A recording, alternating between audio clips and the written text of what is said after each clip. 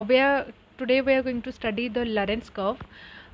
Lawrence curve क्या होती है, बेसिक अगर हम जानने की कोशिश करें तो Lawrence curve, Palmer ratio and income quartile ratio, ये सारा जो रेशियो होती है इसके हेल्प से हम कंट्री की इनइक्वालिटी को स्टडी करते हैं।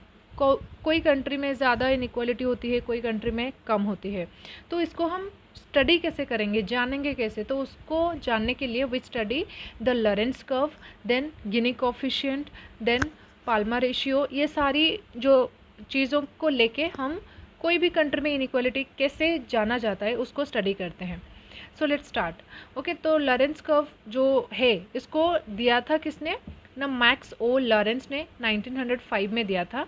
1905 में दिया था। तो ये रिप्रेजेंट करता है क्या, inequality of the wealth and distribution. Inequality जो होती है इकोनॉमी में उसको, इनइक्वालिटी जो है इकोनॉमी में उसको, एक मिनट, हाँ, इनइक्वालिटी जो है इकोनॉमी में उसको रिप्रेजेंट करते हैं with the help of Lorenz curve. So क्या होता है, जैसे कि greater the distance of Lorenz curve the line of equal distribution more. ये जो कर्व है, ये जो ग्रीन कलर का कर्व है, दिस इज आवर कर्व, ठीक है, this is our Lorenz curve. तो जो भी ये जो येलो कलर की लाइन है ये शो कर रहा है केरला, केरला स्टेट का जो इनइक्वालिटी का कर्व है ये शो कर रहा है। तो लॉरेंस कर्व में क्या होता है, ये जो कर्व है ग्रीन कलर का, इससे अगर जितना पास में कोई स्टेट, मतलब कोई कर्व अगर इतना पास में आ रहा है तो इसको बोलते हैं कि वो कंट्री में कम इनइक्वालिटी है। और जितना डिस्टेंस में रहेगा कोई कंट्री का, जितना मान के चलो कोई कंट्री का अगर यहाँ पे डिस्टेंस, जितना मोर डिस्टेंस उतनी ज़्यादा इनइक्वालिटी, जितना कम डिस्टेंस उतनी लेस इनइक्वालिटी। तो अगर ये ब्लू वाला कंट्री को हम लेके चले कि ये ज़्यादा डिस्टेंस है, far is the distance, more is the inequality, तो यहाँ पे क्या होगा, यहाँ पे मोर इनइक्वालिटी है। जैसे कि इस स्टेट का नाम है बिहार, ठीक है, बिहार जैसे कि अंडर डेवलप्ड स्टेट में आती है, तो इसको हम ले सकते हैं कि बिहार की जो स्टेट है ये अंडर डेवलप्ड है, तो ज़्यादा डिस्टेंस है, तो इसका मतलब है कि इनइक्वालिटी इस स्टेट में ज़्यादा है। और ये जो रेड कलर की लाइन है ये है केरला, तो नियर, मतलब ग्रीन कलर के पास में ये है ना, पास थोड़ा है, तो इसको हम बोलते हैं कि near the curve than less is the inequality. तो केरला में कम ही इनइक्वालिटी होगी क्योंकि केरला डेवलप्ड स्टेट में आती है। तो लॉरेंस कर्व ये शो करती है कि कंट्री के बीच में या फिर स्टेट में कितनी इनइक्वालिटी है। Far is the distance, I mean more is the distance then inequality is more, less is the distance then inequality is less within the country, within the state. Okay, so ये हो गई Lawrence curve. तो अभी हम पढ़ेंगे कि what is Gini coefficient, ठीक है, लॉरेंस कर्व हो गया। And with the help of Gini coefficient how we can measure, मतलब how we can measure the country's inequality. Okay, so Gini index और Gini coefficient is the, Gini coefficient it is a measure of the distribution of income across a population.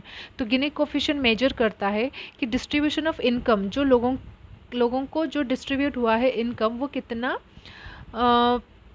मतलब कितने percent से कितना ज़्यादा distribution जो हुआ है throughout the whole population, उसका मेजर कैसे होता है, गिनी कोफिशिएंट के हेल्प से होती है।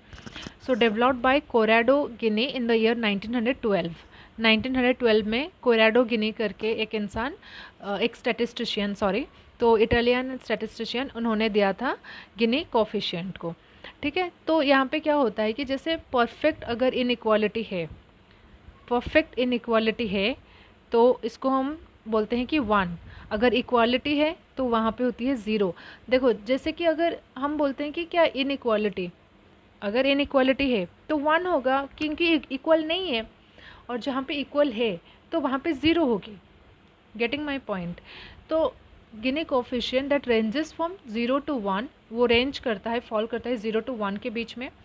Perfect equality that represents by the 0, जहाँ पे परफेक्ट इक्वालिटी होगी वहाँ पे 0 होगी उसकी वैल्यू, और जहाँ पे इनइक्वालिटी होगी, परफेक्ट इनइक्वालिटी, वहाँ पे 1 होगी। तो हाउ टू रिमेंबर दिस, देखो जहाँ जैसे इनइक्वालिटी होती है कोई भी चीज़, अगर saving and are investment that's not equal, right, तो वहाँ पे क्या होगी, वो इनइक्वालिटी है, तो इनइक्वालिटी मीन्स 1। एंड जहाँ पे इक्वालिटी है तो दोनों बराबर है, दोनों इक्वल है, तो वहाँ पे होगी 0. So this is Gini coefficient. Okay, so यहाँ पे ये जो कर्व है, ये जो रेड कलर का कर्व है, this is our perfect equality line, it shows. ठीक है, and this is our Lorenz curve जो कि हमने पढ़ा, जो कि वो शो करता है. तो यहाँ पे एक एक्सेस में हमने लिया है कि इनकम, और दूसरे में पॉपुलेशन. तो गिनी कोफिशिएंट मेजर करता है. So this is the area, this is the area A upon A plus B. ये हो गई लॉरेंस कर्व वाली एरिया. जितना हमने पढ़ा कि जितना डिस्टेंस ज़्यादा होगी उतनी इनइक्वालिटी ज़्यादा होगी. और ये होगी पास में जो स्टेट रह रहे, मतलब जो कर्व है हमारी, जो लॉरेंस कर्व गई है, ये गिनी कोफिशिएंट में ये जो लाइन है ये है परफेक्ट इक्वालिटी लाइन. और यहाँ पे हम स्टडी कर रहे हैं कि गिनी कोफिशिएंट का जो कैसे हम उसको मेजर करते हैं. So it's is equal to Gini coefficient that is equals to A divided by A plus B. A जो एरिया है, एरिया जो हो गई, जो स्टेट या फिर जो country near to the Lorenz curve, and और जो दूर वाला स्टेट है. ठीक है, तो इस एरिया को हमने ए लिया है और इस एरिया को हमने बी लिया है. तो इसको ऐड करेंगे and divided upon the nearest state, मतलब नियरेस्ट कम इनइक्वालिटी जहाँ पे है. ठीक है, so this is A divided by A plus B. एक मान के चलो केरला है. ठीक है, कम इनइक्वालिटी है, तो ए केरला डिवाइडेड बाय, इसका मतलब ये है कि कम इनइक्वालिटी डिवाइडेड बाय कम इनइक्वालिटी प्लस ज़्यादा इनइक्वालिटी. तो इसको वैल्यू मतलब कैलकुलेट करके जितनी भी हमारी वैल्यू आती है, तो वो 0 to 1 के बीच में कहाँ पे वो फॉल करता है, वो एक वैल्यू को लेके हम डिसाइड करते हैं कि कंट्री में कितनी इनइक्वालिटी है और कितनी ज़्यादा है, कम है और ज़्यादा है. ठीक है, तो इसको हम नेक्स्ट अभी समझेंगे. तो परफेक्ट इक्वालिटी हम तभी बोलेंगे, perfect equality means Guinea coefficient is 0. जैसे हमने पढ़ा कि अगर इक्वालिटी है तो वहाँ पे गिनी कोफिशिएंट हमारे 0 होगी. तो यहाँ पे कर्व जो है वो परफेक्टली इक्वालिटी में है. इनइक्वल तभी होगी जब उसका वैल्यू 1 होगा. Equality means 0, inequality means 1. Equality means 0, inequality means 1. Equality दोनों A is equal to B, then that's 0. If A अगर बी से ज़्यादा है या फिर कम है, देन दैट वुड बी 1. ठीक है, तो अगर यहाँ पे परफेक्ट इक्वालिटी है तो गिनी कोफिशिएंट यहाँ पे 0 है. ठीक है, देन यहाँ पे अनइक्वल है. ठीक है, ये जो कर्व है थोड़ा ऐसा, ये जो रेड वाला कर्व है ये थोड़ा ऐसे ढल चुका है. तो यहाँ पे it is greater than 0 means Guinea coefficient का जो वैल्यू है इट्स ग्रेटर देन 0 है. एंड यहाँ पे ज़्यादा ढल चुका है, ज़्यादा रेड का कर्व है, तो यहाँ पे मोर अनइक्वालिटी. देन यहाँ पे एकदम ये एक्सेस में आ गया, तो यहाँ पे टोटल इनइक्वालिटी है. ये पूरा इक्वालिटी में है, ये थोड़ा सा अनइक्वल है, ये more unequal then total inequality. तो far is the distance, far is the inequality. Okay, so ये इसका मतलब ही है, मतलब इसका मतलब यही है. ठीक है, सो इसका जो वैल्यू मतलब जिसको हम कैलकुलेट करते हैं, this is A divided by A plus B. ठीक है, तो अगर पहला मतलब ये फर्स्ट एग्जांपल को हम ले तो ए यहाँ पे क्या है, 0 है इसकी वैल्यू. ठीक है, और डिवाइडेड बाय 0 प्लस बी. यहाँ पे तो इनइक्वालिटी ज़्यादा है नहीं ना, सो 0 प्लस बी हमने ले लिया, तो इसका आंसर हो गया 0. तो परफेक्टली इक्वालिटी ये शो करता है, क्योंकि ये जो बीच का जो 0% ये जो स्ट्रेट लाइन है ये शो करता है कि already here it is equality, there is no inequality. क्योंकि ये एकदम स्ट्रेट में जा रहा है, दैट मीन्स इक्वालिटी ही है. ठीक है, तो यहाँ पे जितना जो कर्व जितना वो ढल जाएगा, दैट मीन्स वो वहाँ पे इनइक्वालिटी है. अगर वो कर्व एकदम स्ट्रेट जा रहा है, दैट मीन्स वो इक्वालिटी शो कर रहा है. ओके,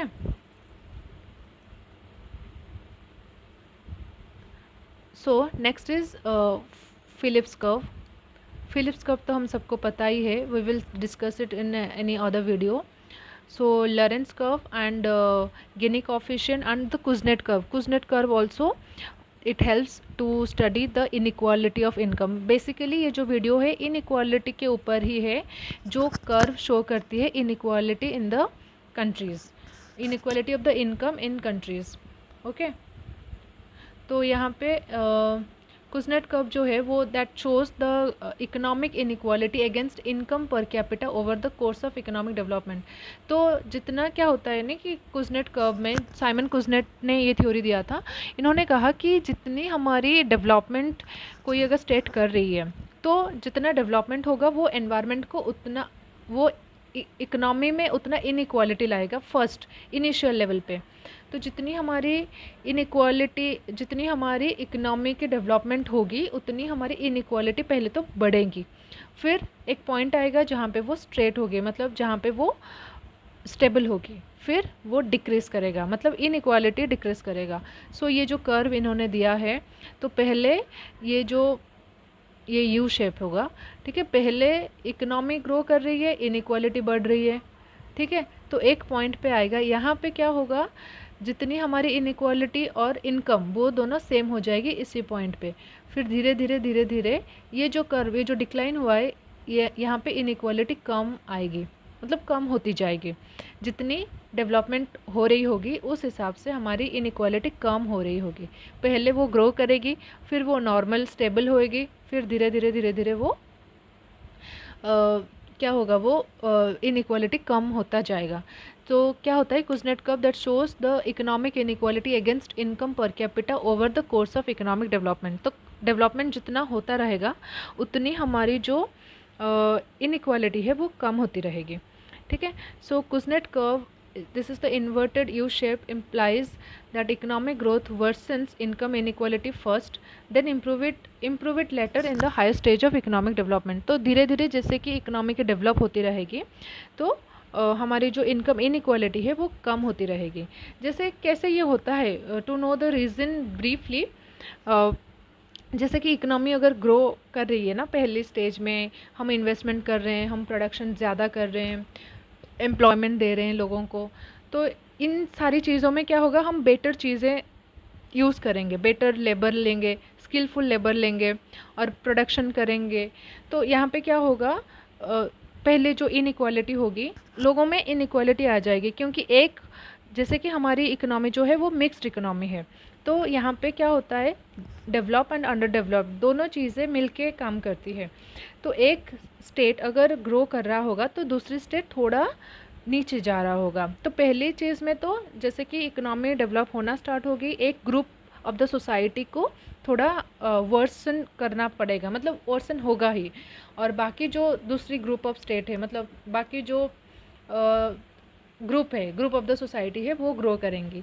तो धीरे धीरे जैसे इनइक्वालिटी, जैसे कि हमारा इकोनॉमिकली डेवलपमेंट होगा, इनइक्वालिटी भी उसी तरीके से ग्रो करेगी, एक पॉइंट पे आके स्टेबल हो जाएगी, फिर धीरे धीरे इनइक्वालिटी कम होती जाएगी थ्रू आउट द डेवलपमेंट रहेगा, लेकिन इनइक्वालिटी कम होती जाएगी।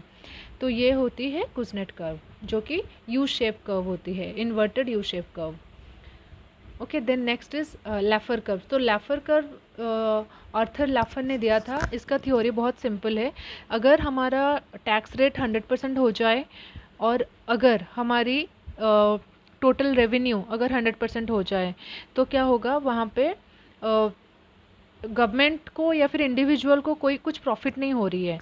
जैसे कि अगर यहाँ पे टैक्स रेट अगर यहाँ पे 0% से है, और हाँ, लैफर कर्व डेवलप्ड बाय, पहले पढ़ लेते हैं। So Laffer curve developed by Arthur Laffer 1974 में। Laffer curve shows the relationship between the tax rate and the tax revenue. So taxable income change with the change in tax rate, ठीक है। 0% and 100% of the tax rate give zero revenue to the government. तो revenue to the government जो होती है, अगर 0% भी अगर हम मतलब टैक्स रेट है, ठीक है, तब भी गवर्नमेंट को वो ज़ीरो रेवेन्यू ही जाएगा। एक तो 0% का टैक्स होता नहीं है।